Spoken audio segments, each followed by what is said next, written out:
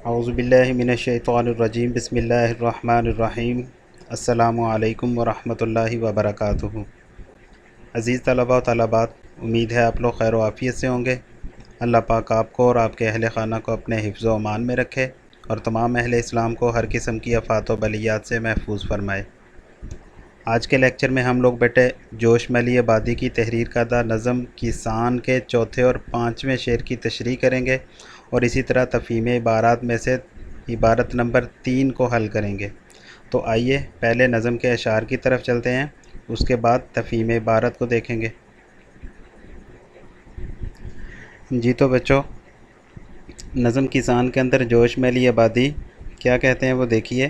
جٹ پٹے کا نرم رو دریا شفق کا اضطراب، کھیتیاں میدان خاموشی غروب آفتاب، یہ سماں اور ایک قوی انسان یعنی کاشتکار، یہ سماں اور ایک قوی انسان یعنی کاشتکار، ارتقاء کا پیشوا تہذیب کا پروردگار، جلوہ قدرت کا شاہد حسن فطرت کا گواہ، ماہ کا دل مہر عالم تاب کا نور نگاہ۔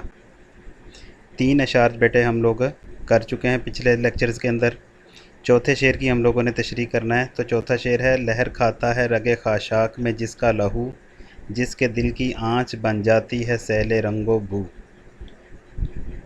لفظ شاعر نے استعمال کیا ہے لہر کھانا۔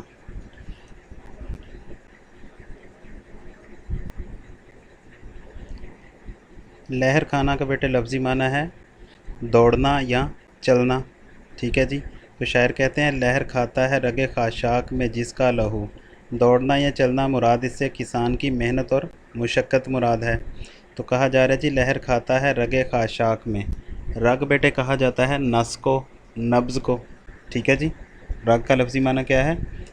نس، نبض یا ریشہ بھی اس کا معنی آتا ہے۔ رگ خاشاک لفظ کیا استعمال کیا شاعر نے؟ رگ خاشاک۔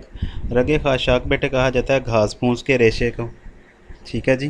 اکٹھے کا مطلب کیا بن جائے گا؟ رگ خاشاک یعنی گھاس پھوس کے ریشے، تنکے، کوڑا کرکٹ وغیرہ جو عام طور پر فصلوں کے اندر پایا جاتا ہے۔ تو کہا جا رہا ہے جی لہر کھاتا ہے رگ خاشاک میں جس کا لہو، لہو بیٹے خون ہے مراد، اس سے بھی محنت ہے، جس طرح کہا جاتا ہے خون پسینہ، ٹھیک ہے۔ تو اس سے بھی خون پسینے کی کمائی، اس سے بھی مراد محنت ہوتی ہے، مشقت ہوتی ہے۔ تو کہا جا رہا ہے لہر کھاتا ہے رگ خاشاک میں جس کا لہو، جس کے دل کی آنچ بن جاتی ہے سیل رنگ و بو۔ آنچ بیٹے کہا جاتا ہے آگ کو۔ سیل، یہ لفظ آپ نے سیلاب سنا ہے، اس کا ابتدائی حصہ ہے سیل، سیل رنگ و بو، وہاں پر لفظ ہے سیل آب کہ پانی کا بہاؤ، لیکن یہاں پر کہا جا رہا ہے سیل رنگ و بو یعنی رنگ اور خوشبو کا سیلاب۔ تو آب لفظ ختم کر کے سیل کے بعد کیا لگا دیا گیا؟ رنگ اور بو کا لفظ لگا دیا گیا، ٹھیک ہے جی۔ کہ بہاؤ ہے کس چیز کا، فراوانی ہے کس چیز کی، رنگ اور خوشبو کی۔ لیکن لفظ سیلاب کے اندر بیٹے کیا ہوتا ہے کہ سیل آب یعنی پانی کی فراوانی ہے، پانی کا بہت زیادہ مقدار میں آنا ہے۔ لیکن جس وقت آب کی جگہ پر سیل وہی لفظ ہے، آب کی جگہ پر رنگ و بو لگا دیا تو رنگ و خوشبو کا سیلاب مراد ہے، رنگ و خوشبو کی فراوانی مراد ہے، ٹھیک ہے جی۔ یہ تو تھا بیٹا اس کے الفاظ کے معانی، مفہوم دیکھیے۔ شاعر کہتے ہیں لہر کھاتا ہے رگ خاشاک میں جس کا لہو، جس کے دل کی آنچ بن جاتی ہے سیل رنگ و بو، یعنی جس کا لہو کسان کی ذات وہ ذات ہے جس کا لہو زمین کے ریشے میں لہر کھاتا ہے، جس کے دل کی آگ رنگ و بو کا سیلاب بن جاتی ہے، یہ اس کا مفہوم بن جائے گا۔ تو اس شعر کے اندر شاعر جو ہیں جوش مالی آبادی کسان کو خراج عقیدت پیش کرتے ہوئے کہتے ہیں، اس کی محنت کو تسلیم کرتے ہوئے کہتے ہیں، اس کی محنت کا ڈنکا جو بجتا ہے اس کو اپنے الفاظ میں ارشاد فرماتے ہیں، لہر کھاتا ہے رگ خاشاک میں جس کا لہو، کہ کسان اس قدر محنت کرتا ہے، محنت و مشقت کا عادی ہے کہ اس کا خون جو ہے وہ گھاس پھوس اور کوڑے کرکٹ کی رگوں میں لہراتا ہے، ٹھیک ہے جی۔ یعنی وہ اپنے کھیتوں میں اس قدر محنت اور مشقت کرتا ہے کہ خون پسینہ ایک کر دیتا ہے۔ جب وہ محنت کرتا ہے اور اس کا پسینہ بہتا ہے تو اس پسینے میں اس کا لہو بھی شامل ہوتا ہے، مراد یہ ہے کہ بہت زیادہ محنت کرتا ہے۔ گویا ایک کسان مولانا الطاف حسین حالی کے اس قول کی عملی تصویر پیش کر رہا ہوتا ہے جی۔ हाली क्या कहते हैं जी? हलाल आदमी को है खाना ना पीना, हलाल आदमी को है खाना ना पीना, ना हो एक जब तक लहू और पसीना। ठीक है जी। तो क्या कहा है शायर ने? बहुत ज़्यादा मेहनत और मुशक्क़त की तरफ इशारा किया है। लहर खाता है रगे खाशाक में जिसका लहू, के किसान की मेहनत और मुशक्क़त जो है वो फसलों के रगो रेशा के अंदर एक एक जगह पर जो है वो पाई जाती है। ठीक है जी। यानी वो अपने खेतों में इस कदर मेहनत और मुशक्क़त करता है कि खून पसीना एक कर देता है। दूसरे मिसरे में शायर क्या कहते हैं जी? जिसके दिल की आँच बन जाती है सैले रंगो बू। तो दूसरे मिसरे में शायर जो हैं जोश में बातें बयान करते हैं कि किसान एक ऐसी हस्ती है जिसके दिल की आँच यानी उसके दिल की आग या हरारत जो है या जोश और जज्बा जो है वो रंगो खुशबू का सैलाब बन जाती है। ठीक है जी। यानी किसान के दिली जज्बा और सख्त मेहनत के नतीजे में फसलों, फलों और फूलों की रंगत और खुशबू मुयस्सर आती है।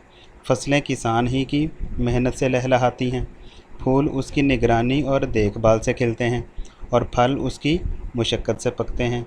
जिस तरह एक मेमार जो है, मिस्त्री जो है, मकान इमारत तामीर करने वाला जो है वो इमारत तामीर करता है और अपना सारा हुनर उस पर सर्फ करता है, तो इमारत में एक दिलकशी और जाज़बियत पैदा हो जाती है। इस तरह जब फलों में खुशबू और जायका बनता है या फलों में खुशबू और रंगत आती है तो क्या जी, तब पता चलता है कि किसान ने इस पर कितनी मेहनत की होगी। ठीक है जी। तो इस शेर के अंदर शायर ने किसान की मेहनत को अपने अल्फाज के अंदर ज़िक्र किया और इसकी मेहनत को तस्लीम किया है। क्या कहते हैं? लहर खाता है रगे खाशाक में जिसका लहू, जिसके दिल की आँच बन जाती है सैले रंगो बू।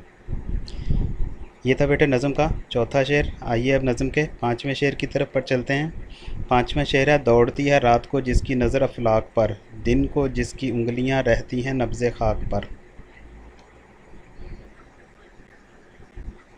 अफलाक बेटे फ़लक की जमा है और इसका माना है आसमान। इसी तरह अगले मिसरे में लफ्ज़ इस्तेमाल किया शायर ने नब्ज़े खाक। खाक बेटे मिट्टी को कहते हैं, तो क्या होगा? नब्ज़े खाक मिट्टी की नब्ज़ मुराद क्या है? मिट्टी का ज़र्रा ज़र्रा मुराद है कि जहाँ पर किसान जो है वो मेहनत करता है।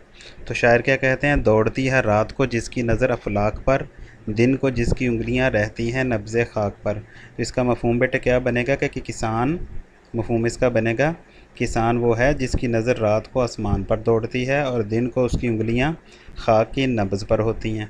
ठीक है जी। तो जोश में लिए आबादी नज़म के इस पाँचवें शेर के अंदर कहते हैं कि किसान को रात दिन इस बात की फ़िक्र लाहिक रहती है कि उसकी फसलें सही तौर पर और साज़गार माहौल में परवान चढ़ें।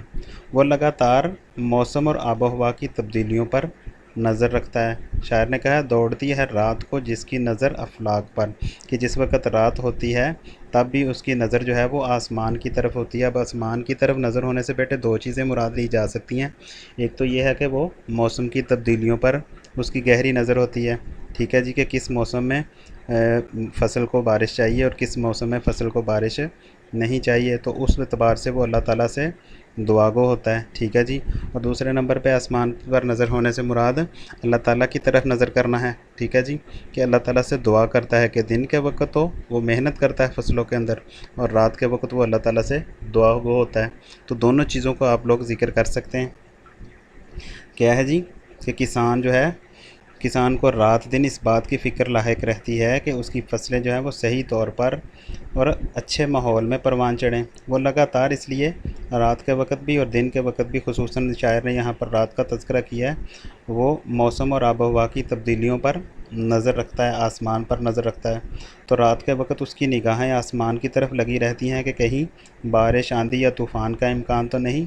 अगर ऐसा है तो फिर मुनासिब तौर पर उसका तहफ़्फ़ुज़ भी कर सके और अल्लाह से दुआगो भी हो। और इसी तरह क्या कहा जा रहा है जी? दिन के वक्त दूसरे मिसरे में कहा जा रहा है जी, दिन के वक्त इस तरह दिन की रोशनी में किसान की उंगलियां ज़मीन की नब्ज़ पर रहती हैं। यानी वो ज़मीन की हालत और कैफियत का मुसलसल जायज़ा लेता रहता है। वो देखता है कि ज़मीन सैराब है या खुश्क, काश्तकार के लिए तैयार है या नहीं। वो इन तब्दीलियों का जायज़ा लेकर मुनासिब इक़दामात करता है। ठीक है जी। तो ये था बेटे नज़म का पाँचवा शेर। उम्मीद करता हूँ आप लोगों को समझ आ चुका होगा। इन अशार को बेटे अच्छे अंदाज में याद भी कीजिए और लिखने की प्रैक्टिस भी कीजिए। आइए अब